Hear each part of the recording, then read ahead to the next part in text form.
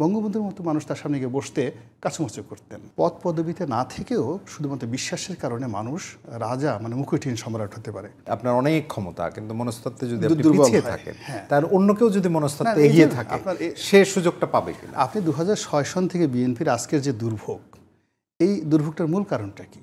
তারা ভয় পেয়ে গেছে। আওয়ামী লীগকে ভয় পেয়েছে, 1/11-এর সময় মিলিটারিকে ভয় পেয়েছে, এখন এনসিপিকে ভয় পাচ্ছে। কিন্তু তারা একবারও ভাবেনি যে আমরা দীর্ঘ সময় ক্ষমতায় থেকেছি, আমাদের মধ্যে সবচেয়ে শিক্ষিত সম্প্রদায় আছে, সবচেয়ে ধনী ব্যবসায়ী যারা আছে তারা আমাদের দল করে, সবচেয়ে জনপ্রিয় যারা তরুণ, এবং এই যে ছাত্রদলের মতো এরকম একটা স্ট্রং সংগঠন, এটা তো ছাত্রলীগেরও নেই, যারা আছে জামাত শিবিরের তো এত কিছু নেই। এই জিনিসগুলো তারা মনে প্রাণে বিশ্বাস করেনি এবং ওইভাবে তারা অ্যাটিটিউড শো করতে পারেনি। আপনাকে একটা জিনিস বলি, পদ পদবিতে না থেকেও শুধুমাত্র বিশ্বাসের কারণে মানুষ রাজা মানে মুকুটহীন সম্রাট হতে পারে। আপনি যদি ভারতের মাওলানা আবুল কালাম আজাদকে ধরেন, উনি ছিলেন শিক্ষামন্ত্রী, কিন্তু জওহরলাল নেহরু পাশাপাশি বসলে মাওলানা আবুল কালাম আজাদ কি মনে হতো ভারতের প্রধানমন্ত্রী। আচ্ছা, মহাত্মা গান্ধীর কথা চিন্তা করেন, তিনি কোনো ক্ষমতা নিলেন না, but he was the father of the nation. আমাদের বাংলায় দুজন বিখ্যাত লোক ছিল, তিনজন, ধরেন শরৎ বসু, তারপরে আপনার স্যার আশুতোষ মুখোপাধ্যায়, আর এই যে যাকে বলা হয় সুভাষচন্দ্র বসু। এই তিন ব্যক্তি তাদের কিন্তু কোনো পদ পদবি ছিল না, কিন্তু কিয়ামত পর্যন্ত এদের যে টোটাল সর্বভারতীয় রাজনীতিতে এদের যে গুরুত্ব, এটা নেহরু পরিবারের কেউ বা ওই বারে কিন্তু সেটি হবে।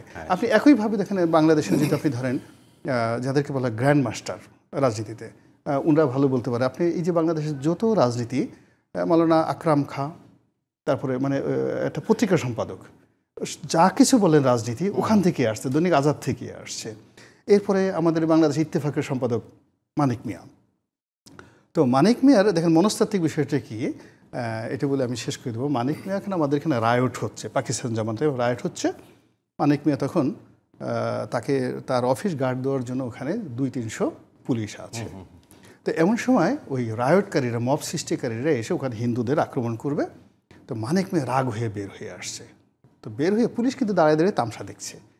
তো উনি এই সময় হঠাৎ করে খালি রাগ হবে, ফায়ার! খালি ফায়ার বলার সাথে সাথে সেই 200 পুলিশ বন্দুক উঠে ফায়ার করা শুরু করে দিয়েছে। আর মুহূর্তের মধ্যে যারা মব করিয়েছে তারা দৌড়ে চলে গেছে। এখন এই যে দেখেন একজন মানিক মিয়া, তার কারণে কি হলো, সে দেখেন সেখানে কমান্ডে চলে আসলো, তার দৃষ্টিভঙ্গি, তার বিশ্বাসের কারণে। বঙ্গবন্ধুর মতো মানুষ তার সামনে গিয়ে বসতে কাচুমাচু করতেন। এরকম আমাদের এই সংবাদপত্র জগতে আব্দুল সালাম সাহেবের মতো মানুষ ছিল। তো এই জিনিসটা আমরা সেই বিশ্বাসটা হারিয়ে ফেলেছি। বিশ্বাসটা হারিয়ে এখন আমরা কর্পোরেট জগতের কাছে, টাকার কাছে, আন্ডারওয়ার্ল্ডের কাছে, সুব্রত বাহিনীর কাছে আমরা সকালে একবার বিয়ে বসছি, বিকেলে একবার তালাক দিচ্ছি, রাতে একবার তার কাছে হাতে পায়ে ধরে মাপ চাচ্ছি।